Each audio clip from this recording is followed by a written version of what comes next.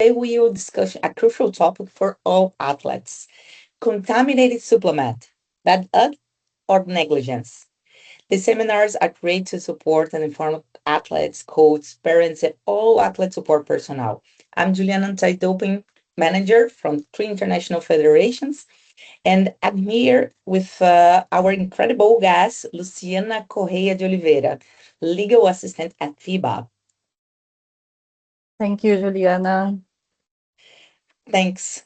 Um, so let's start. Doping is a challenge in sport, affecting not only the integrity of competition, but also the health of athletes. The seminar aims to raise awareness about the clean sport and explain to the athletes how to avoid an intentional doping.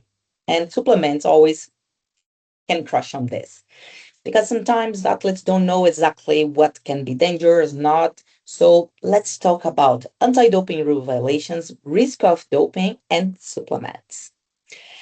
Thanks, Lou. If would you like to start to give some words to us? Yes, thank you very much for this invitation. I'm very glad to be part of this seminar with this topic, which is very important in the anti-doping program. Thank you. Thank you, Lou. So let's start our first question. Question one: what are the risks associated with supplements? We know that many of our athletes use supplements, so let's keep in mind, guys. Let's talk about the risk associated with supplements. Yeah, the main problem with supplements is that they are not regulated as strictly as medications. So manufacturers may include informations on labels that have not been independently verified. And some products may be produced in facilities that do not follow proper quality control standards, such as safety and hygiene practice. And besides that, prohibited substance may even be intentionally added to increase a product's effectiveness. So this means a supplement may contain a substance prohibited in sport, even when those substances do not appear on the label. And So, yeah, sorry, continue. no, Sorry, continue, no. please. So sorry. No, So sorry. it is also important to remember that ingredients names may differ from the terminology used on the prohibited list. So making labels harder to interpret it than they first appear. Yeah. So you answered the question that I would do. You make a look at Oh. this. Yeah, because sometimes when we see a supplement, we can read like a lemon bitter. It's not a Mm. lemon bitter, it's another thing. So I don't Yeah. remember exactly what does mean on the supplement industry lemon bitter, but I know that means another Mm. um substance. So it's really hard for us to understand what's in the label. You gave the answer, you read my mind. So like how Yeah. they how we can imagine something that it's not read, it's not wrote on the label, and it's really dangerous for our athletes for sure. Yeah, it's something that I back when I was working in the Brazilian anti-doping organization, we had a few cases involving like natural compounds, like with the advertising like lose weight with natural components, and but when the athlete turned with a positive test and the product was analyzed, in fact the product contained derivatics. Yeah. Yeah, so you see in your daily work athletes that can be sanctioned because of supplements with Yeah. misunderstand or by mistake. Yeah. Yep. So I think the the highlight from this question is to understand all the athletes must understand that not all the products are safe for many reasons, like cross contamination, but also we have some people that put on purpose the prohibited substance and don't tell us that it's there or change the name. So it's Yeah, really complicated to be sure about yeah, the supplement. No, yes, thanks. it's very risky because we cannot assure that the product contains the ingredients that they say in the label, and yeah, it is tricky, very tricky for athletes. I can imagine. So I have one more question. I have other questions, but I have one more question. So let's imagine that an athlete took a supplement that it's contaminated or missing label, whatever. What's the potential consequence for those athletes that use the supplement that is contaminated?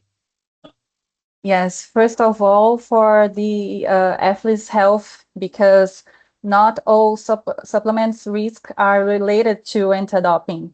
So some products may contain substances that have not been properly evaluated for safety, while others may contain ingredients that have been linked to adverse healthy effects.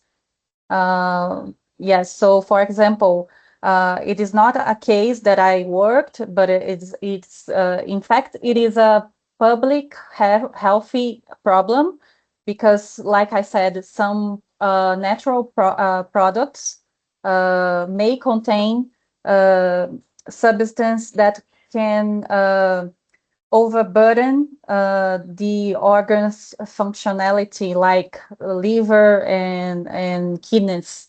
So I have heard some news here in Brazil in cases like that, like at natural tea, but that caused a major medical condition to the person that used that compound. So besides that, there is a risk for the athlete's career because under the principle of strict liability, athletes are responsible for everything that enters their body. So a positive test resulting from a contaminated product may still lead to consequences under anti-doping rule violations, including periods of ineligibility from competition, such as 2 or 4 years of suspension. Yeah. Yeah. So the highlight here, let's see if I understood correctly. So we have two consequences, the health one.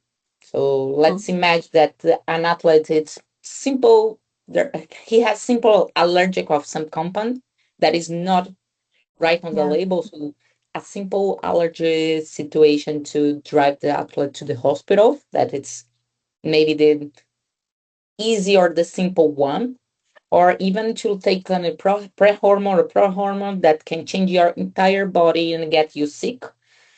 But in another hand, you have the legal consequences like 2 4 years banned. And as we know, a lot of countries, some athletes that are part of some some special group, sometimes they receive grants from the government. The Yeah. athlete can lose this grant also, or just to lose the medal or be banned from the sport. Yes, from my experience in working at the Brazilian Anti-Doping Organization, there is a provision on the Brazilian code that says that the athletes with positive results for prohibited substance also can lose these Grant. financial resources from government. Yeah. So Uh, imagine, yeah. please. Sorry. Yeah, here in Brazil calls we call Bolsa Atleta. Hmm. So many athletes that had committed an anti-doping rule violation have lost this financial resource. Yeah, Yeah, so the athlete get 4 years banned. I'm looking the worst scenario. yeah, 4 years banned, need to get back some money to the government, and it's not eligible to compete for 4 years. So also we would be not possible to get a new boss athlete, a new grant for the country. So this can be a damage for not just the career, for entire life of this athlete. So it's very complicated. yeah. For their imagines and for their because also the name of the athlete is public in the website in the Brazilian anti-doping organization. So here from some years now, there have been a lot of social media profiles that are highlighting these sanctions. So it is very bad for the athlete's career. Yeah, so imagine put the name, your name on Google, when the first news appears is Yeah, that he committed anti-doping rule violation, and yeah. just extra information. Doesn't matter if the anti-doping rule violation was a positive case by test, but if you forgot to put information on whereabouts, or if you prescribe the substance to another athletes, it's going to appear with the same name, anti-doping rule Yes. violation. Yeah, Yes. Yeah, so really that's bad. correct. So one more question I have. I have two more questions for you. The third question: how athletes can identify potential irregular products? This is very hard, but how they can search to looking for the best products and with less probability to be, uh, I forgot, contaminated, or Hmm. not a good product that is going to commit an anti-doping violation if the athlete use this. Yes. This is a good question because, first of all, we need to know that we can only minimize the risks. We cannot eliminate them because all of these issues that we have been discussing. But yeah, there is some red flags about some products that we can give some examples like unrealistic promises, like lose 5 kilos in 1 week. I would um, like to this because yeah, it's a me too, miracle. but yeah, it's a miracle. Also, advertising like build muscles fast, deliver instant results. So athletes should suspect like these promises. Also, if a product involves or claims to have hormones in their ingredients, like boost testosterone, increase hormone production, and or act like anabolic agents. So this is a pretty red flag because in my humble opinion, there is no natural compounds that can like reproduce an hormone functionality. So and also we need to pay attention to missing product information, like if a product doesn't list the ingredients, that doesn't indicate the batch or the lot number, the manufacturing date, the expiration dates. This is a important information, and if you don't have it in the label or in the box of the product, you should be suspect and avoid to use something like that. Yeah. For sure. Yeah. Now, I have a joke for my athlete that I say, if a green tea would make you to lose weight, wouldn't have any Japanese or Chinese fat in the world. Yeah. So Yeah, because they drink absolutely. every day. Yeah. So there is no miracle. But let's see if I understood everything from you. So the highlight is to check if it's not a miracle a miracle action like lose fast, grow fast, or something that it's a promise that it's not visible or it's not feasible to be so fast, or even if it achieved some topics, some words like to improve your testo, your estrogen, something like that. And the ugly labels, let's say that maybe Yeah. it's easy for them to understand. Yeah. A poor paper wrapping the bottle with no information or if missing information. So it's important for the athletes to understand when we have some product that it's safe. Let's keep this just in mind. For sure, the agents from your government, sanitary agents, it's going to request you to have expired date ingredients, but Yes. also depends of each country. So we know that in Brazil, for example, it's mandatory to put everything on the label, but the level of restrictions in Brazil are not so strong compared with medications. Yeah. In another hand, in USA, for example, it's not mandatory to put all the informations on the label, so we don't know what's inside. Or even when we talk about natural, there is no natural. Everything comes from the natural. So everything is natural, and it's Yeah. you're eating plastic. Even plastic, if you see it's organic, then somehow because it was petrol in the beginning. So Yeah. we need to understand that it's when the name natural come outside doesn't mean that it's safe. Yeah. Yes. Um, and I have a last question for you that's possible the answer that I want to share with the athletes. So we understood here that the probability to use a prohibited substance because of contamination and supplement is very likely.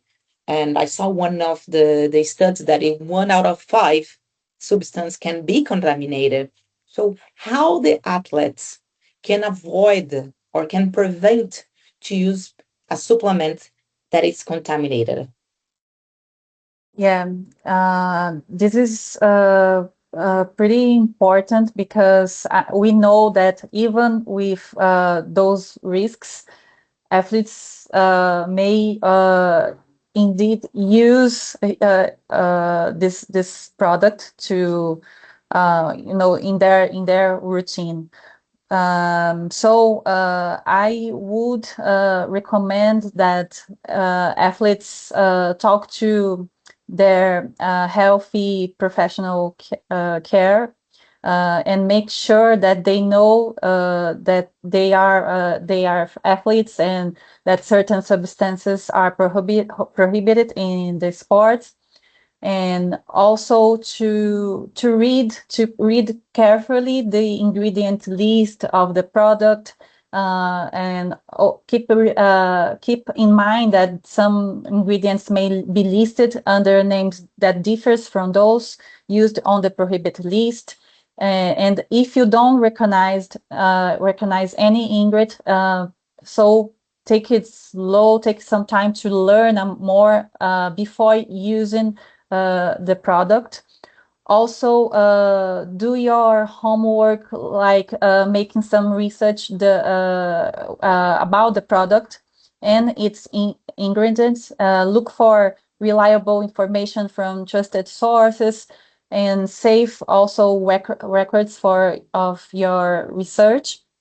uh, a good step also is to keep receipt of these products, like proof of purchase, in case you need to justify some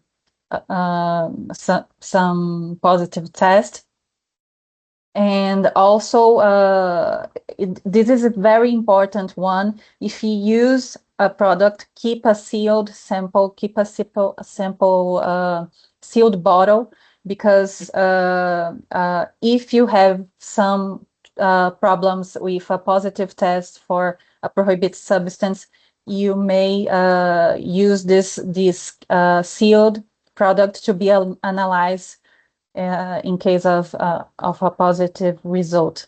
This is something that, from my experience in results management, if an athlete comes with this justification that he or his or her AAF comes from a contaminated product, we used to ask for the athlete to uh, to send the product for to be submitted to a lab analysis. Yeah, so a lot for the athlete they need to do. So let's Yeah. recap. So first to check with the health team, like a doctor, nutrition, pharmacist, depend of your team and depend of your country. But for example, your coach cannot not supposed to prescribe a supplement to you. A Yeah. medical team, medical doctor, a physician, a pharmacy sometimes, or a nutrition is the right person to prescribe.